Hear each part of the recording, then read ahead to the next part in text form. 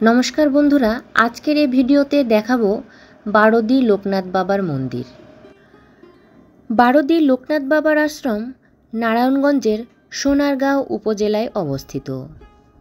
আমরা ইতিমধ্যে লোকনাথ বাবার মন্দিরের মূল গেটের সামনে চলে এসেছি। তবে মন্দিরে প্রবেশের দুই পাশে রয়েছে বিভিন্ন রকম মিষ্টান্ন এবং মিষ্টির দোকান। এখান থেকে আপনারা বিভিন্ন ধরনের ধূপকাঠি বা মিষ্টি জাতীয় ভোগের জন্য কিনে নিতে পারবেন।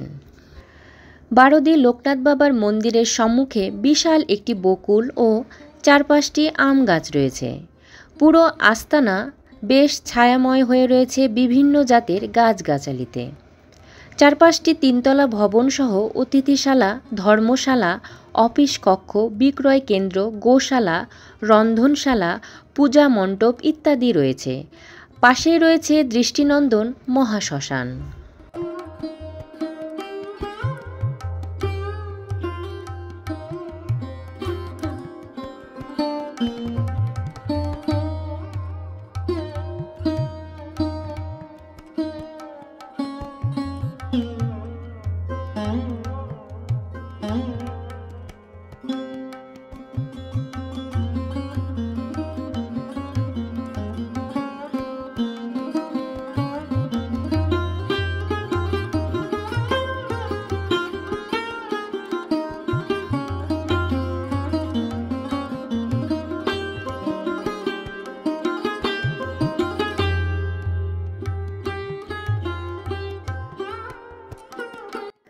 বারোদি লোকনাথ বাবার মন্দিরে কিভাবে যাবেন, কোথায় থাকবেন, এই ভিডিওর মাধ্যমে আপনাদেরকে সমস্ত কিছু জানানোর চেষ্টা করব।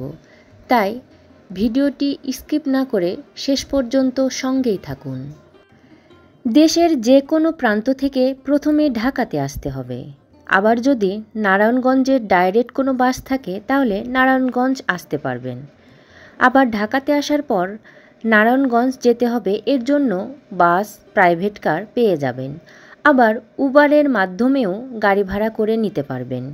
এরপর সোনারগাঁও মোগরাপাড়াতে নেমে সিএনজির মাধ্যমে বারোদি শ্রী শ্রী লোকনাথ বাবার আশ্রমে যাওয়া যাবে। আপনাদের বোঝার সুবিধার জন্য নিচে এই পথে যাওয়ার একটি নির্দেশনামূলক ছবি দিয়ে দিলাম।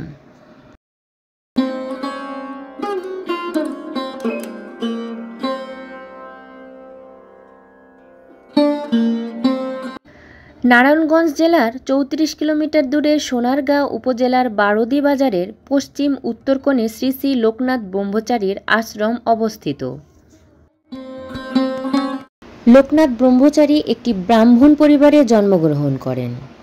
তার বাবার নাম রামনারায়ণ ঘোষাল এবং মাতা কমলা দেবী। তিনি ছিলেন মা বাবার চতুর্থ সন্তান।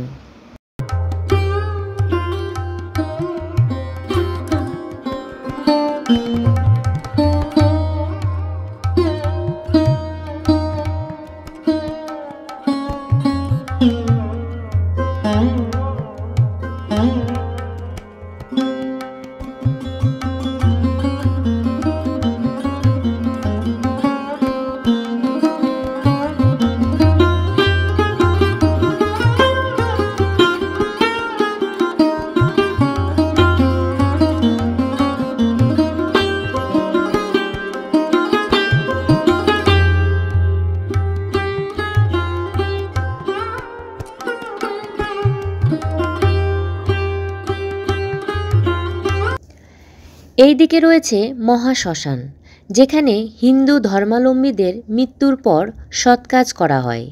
খুব সুন্দর বাঁধানো স্নানঘর, পাশেই রয়েছে বেশ কয়টা মন্দির।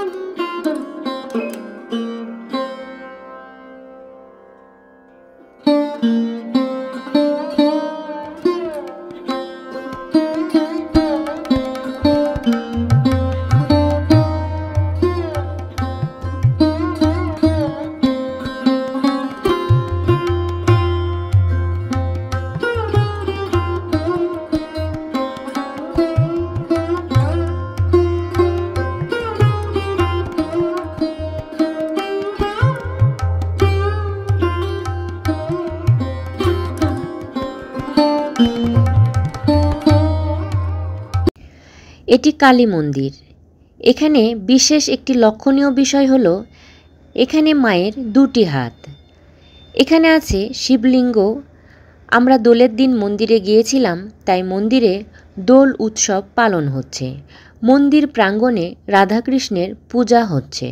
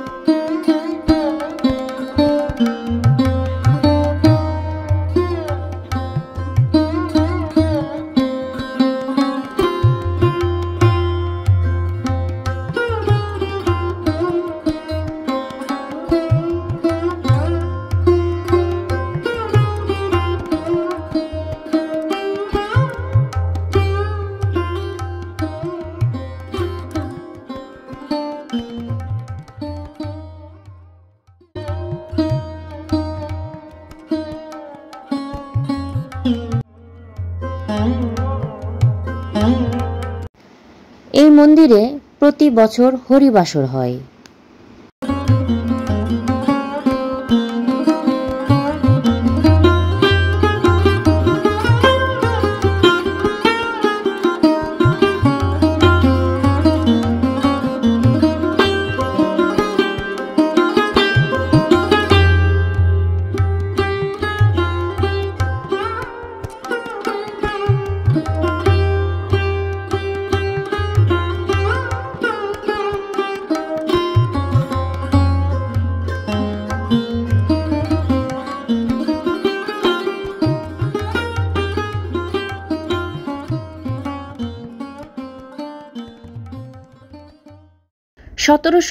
সালের 31 আগস্ট পশ্চিমবঙ্গের 24 পরগনা জেলার বারাসাত থানার অন্তর্গত কচুয়া গ্রামে লোকনাথ ব্রহ্মচারী জন্মগ্রহণ করেন।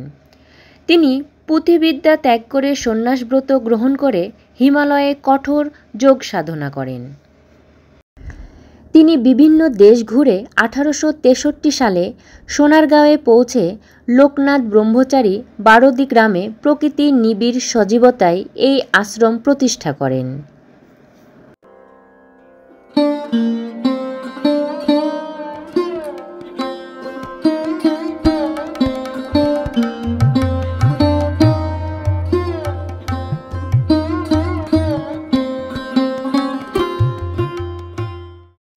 এখানে কামনা সাগর ও জিওস নামের দুইটি পুকুর রয়েছে। আশ্রমের ভিতরে আছে লোকনাথ ব্রহ্মচারী বিশাল তৈলচিত্র। দর্শনার্থীদের রাত্রি যাপনের সুবিধার্থে রয়েছে 3টি যাত্রী নিবাস।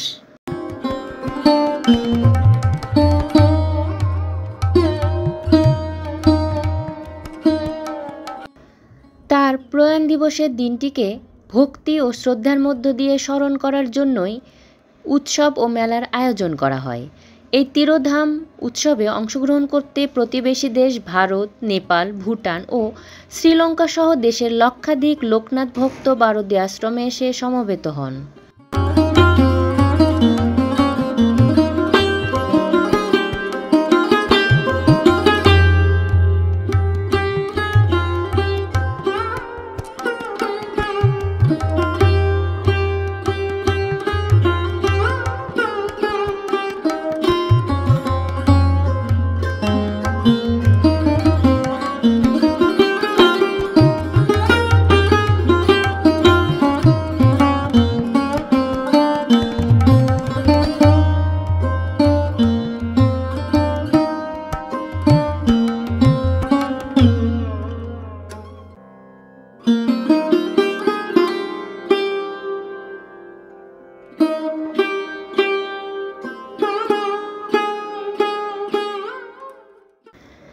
এই মন্দিরে দুর্গাপূজা হয়। সারা বছর এখানে বিগ্রহ থাকে। মন্দিরের অপূর্ব দৃষ্টিনন্দন কারুকার্য।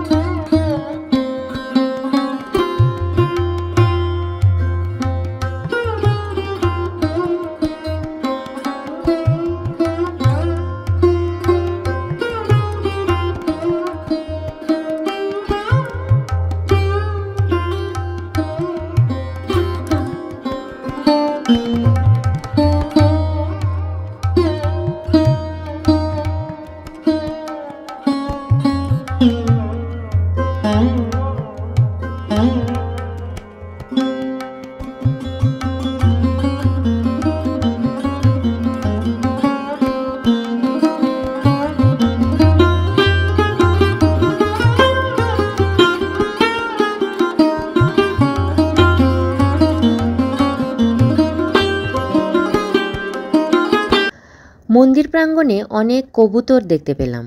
মন্দিরের বাইরে এদের খাবার কিনতে পাওয়া যায়। ভক্তদের মনোবাঞ্ছা পূর্ণ হলে ওনারা কবুতর ছেড়ে দেন মন্দির প্রাঙ্গণে।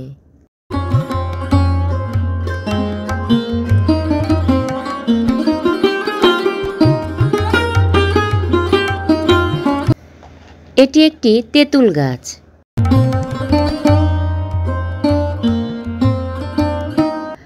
মন্দিরে সকালে হয় বাল্যভোগ।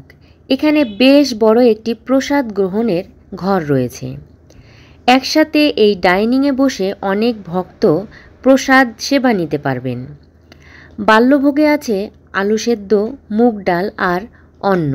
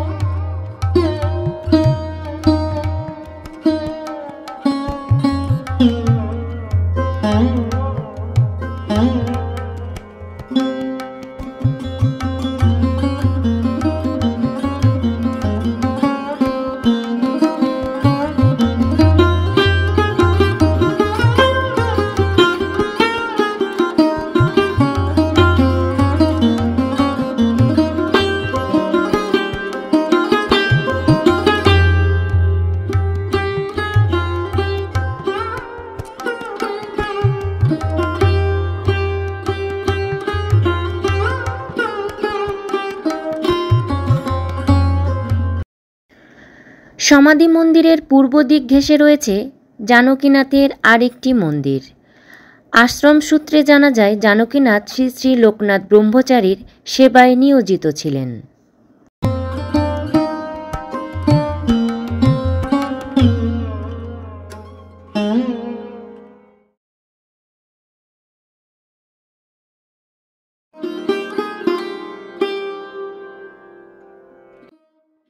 এটি লোকনাথ বাবার সমাধি মন্দির।